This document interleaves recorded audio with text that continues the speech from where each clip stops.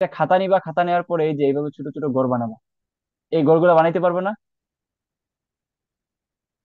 এই যে জি ভাই, পারবো। মার্জিন দিবা, তাহলে এই যে মার্জিন দিবা দিয়ে বাসায় প্রতিদিন পারো আর না পারো, এখন এখন থেকে যদি শুরু করো, আগামী যে সময়টা আছে, প্রতিদিন যদি এই ছোট ছোট ঘরের ভিতরে ম্যাথ প্র্যাকটিস করো, ছোট ছোট ঘরের ভিতরে যদি এই প্রবলেম গুলো সলভ করার চেষ্টা করো, তুমি আমাকে বিশ্বাস করো ভাইয়া, বিশ্বাস করো ভাইয়া, তোমার প্রবলেম সলভ করতে এই একটু জায়গাও লাগবে না, যদি এইরকম প্র্যাকটিস করতে থাকো।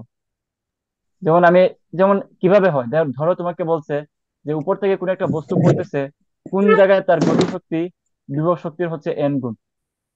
কোশ্চেন কি বুঝতে পারছি? তো এখন জি ভাইয়া। কোন জায়গায় তার বিভব শক্তি গতিশক্তি বিভব শক্তির এন গুণ। তো এই প্রবলেমটা সলভ করতে গেলে, নর্মালি করতে গেলে আমাদের অনেক কিছু কাহিনী করতে হয়, তাই না?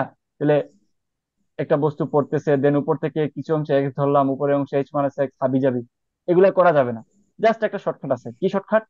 X equals to h divided by n plus one, শেষ। তাহলে এটা কি এই ছোট ঘরের ভিতরে তুমি বসাইতে পারবে না? মানগুলো কি বসাইতে পারবে না? ঠাস করে করা যাবে। পারবো স্যার। তারপর ধরো তোমাকে বলছে যে, বলছে কি যে এইটা হচ্ছে একটা প্যারাবোলা, এই প্যারাবোলার এই হচ্ছে একটা অংশ, আর এই হচ্ছে আরেকটা প্যারাবোলা, বলছে এই মাঝের ক্ষেত্রফল বের করতে। তো এটা তুমি এখন বসে বসে কি ইন্টিগ্রেশন করবা, নাকি 8/3 এ কিউব, এই ধরনের কিছু শর্টকাট আছে এগুলো ইউজ করবা? নিশ্চয়ই তুমি এই ইন্টিগ্রেশন বসানোর টাইম নাই তোমার, এই যে শর্টকাট গুলো আছে এগুলো ইউজ করতে হবে। এই শর্টকাট গুলো আমি আমার কোর্সে অবশ্যই করাবো, তো প্যারার কিছু নাই।